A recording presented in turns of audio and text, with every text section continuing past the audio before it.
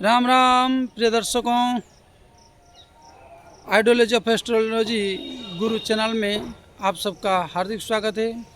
और भगवान की कृपा से माँ महालक्ष्मी और गणेश भगवान सिद्धि विनायक की कृपा से धनतेरस की जो पावन पर्व है, जो सनातन धर्म के एक मुख्य पावन पर्व कहा जाए तो बहुत उत्तम।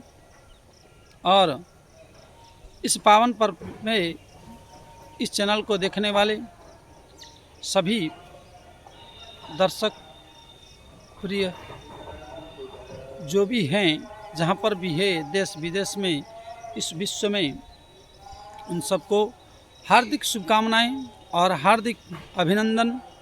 और इनकी जीवन में खूब धन की वर्षा हो, खूब मंगलमय और खूब इनकी परिवार तरक्की करे। इस शुभकामनाओं के साथ माँ भारती जगत जननी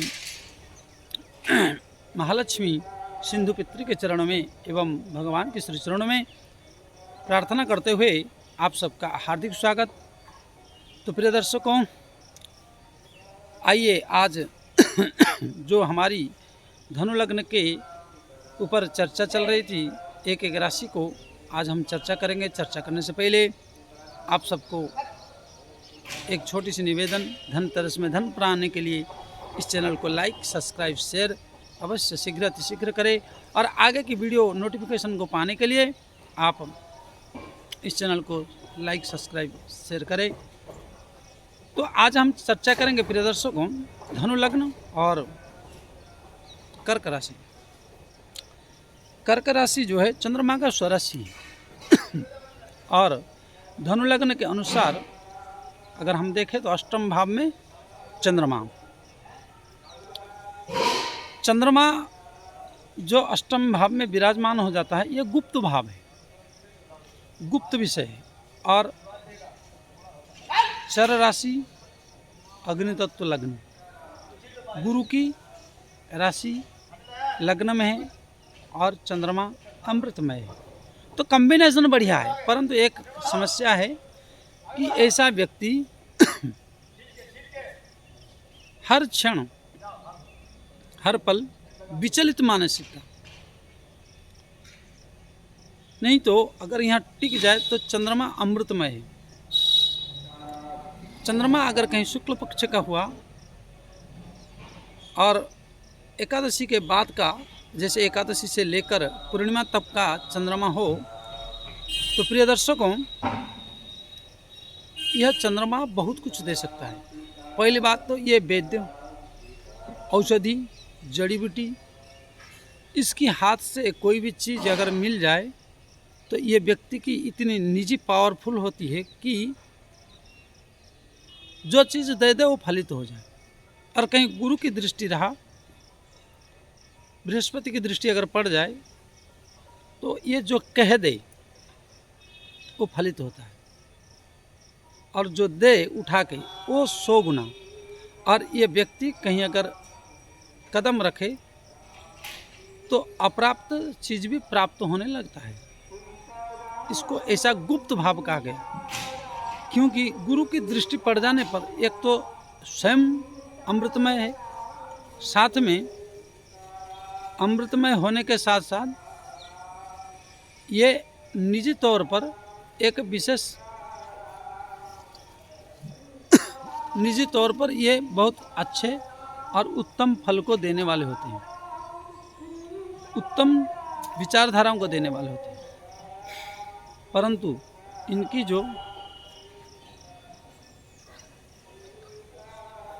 जो उत्तम विचारधारा आदि से ये प्रेरित और उत्तम विचार को देने वाले, धन देने वाले अगर पीड़ित हुआ तो धन भाव को इतना पीड़ित कर देंगे, क्षीण चंद्रमा, घातक चंद्रमा बन के, क्योंकि द्वितीय भाव में दृष्टि है। जहाँ डालोगे पैसा वहाँ नाश हो जाएगा। अगर पीड़ित से रहित हुआ तो जहाँ पे भी डालोगे 10 गुना, 100 रुपया डाले तो 1000, 1000 डाले तो लाख, इस प्रकार बन के आएगा इस राशि वाले, क्योंकि स्वराशि है। लोग कहते हैं कि महाराज तो मेरा उच्च का ग्रह है। उच्च का ग्रह तो कोई गारंटी नहीं है तुम्हें उच्च का फल दे देगा, अच्छा ही देगा। उच्च का मार्ग भी हो सकता है, उच्च का मार्ग ग्रह बना तो उच्च मार्ग तो देगा।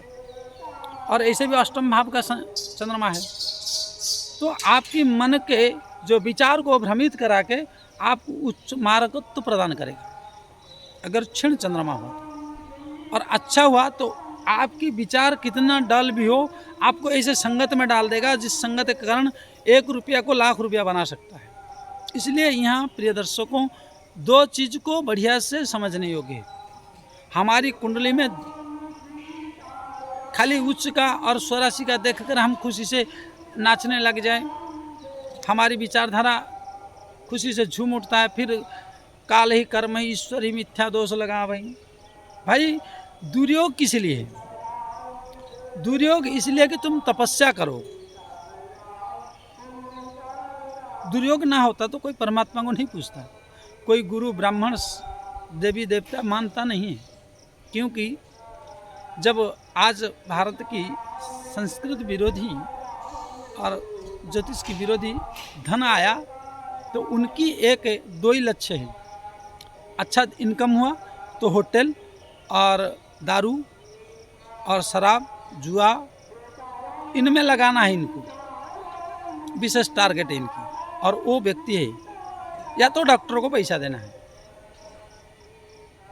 नहीं तो और पैसा और पैसा और पैसा और ग्रोथ और करके व्यक्ति की एंडिंग हो जाता है, ना वो खा पाता है, ना खिला पाता है, ना सुख ले पाता है। तो ये है इस भाव में। तो इसलिए संगत जो आज आपके पास है वो करो। और देखा जाए कर्क राशि के लिए वर्तमान अगर अष्टम भाव में देखा जाए तो इस समय 2023 से लेकर इनकी कर्म क्षेत्र में बहुत बाधा है। क्योंकि भाग्य भाव को धनु लग्न और कर्क राशि में भाग्य भाव को शनि का देखना 3रे भाव में बैठ के, तो आपकी भाग्य को कमजोर करना। और स्वयं राशि चंद्रकुंडली आपके अष्टम भाव से, अगर किसी के कृष्ण पक्ष में जन्म हो तो ये तो बंदा त्राहिमाम त्राहिमाम त्राहिमाम करके चिल्ला रहा होगा। बड़े 25 मंजिल में बैठा हुआ बिल्डिंग में भी बैठा हो ना, तो इस समय कर्क राशि वाले रो रहे होंगे। ये लग्न धनु लग्न और कर्क राशि में हो।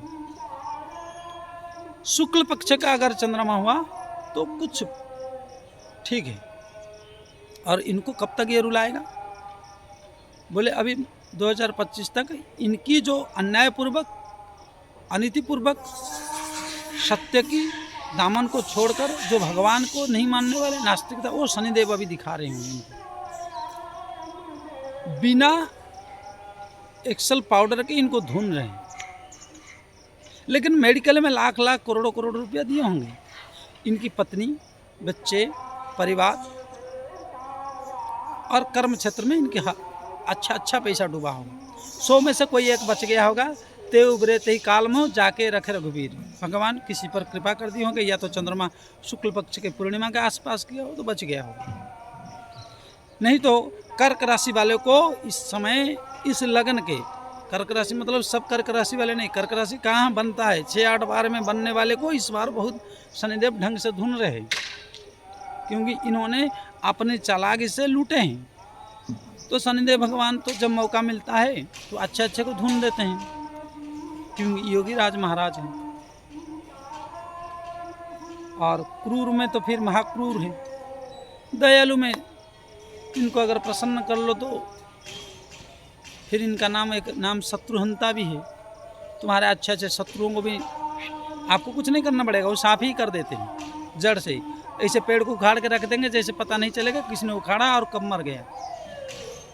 तो इसलिए कर्क राशि वाले जो अन्यति, सबकी कर्क राशि वाले नहीं, प्रिय दर्शकों पहले मैं बोल दे रहा हूँ, सभी कर्क राशि वालों के लिए नहीं है। जो अनिति, अन्याय, दुर्नीति और लोभाग्रस्त से खींचा हुआ है, इनको इस समय भयंकर मानसिक टेंशन, भयंकर रोग, भयंकर पीड़ा, इनके परिवार में इंजाइस्ट, डिप्रेशन आदि कलह।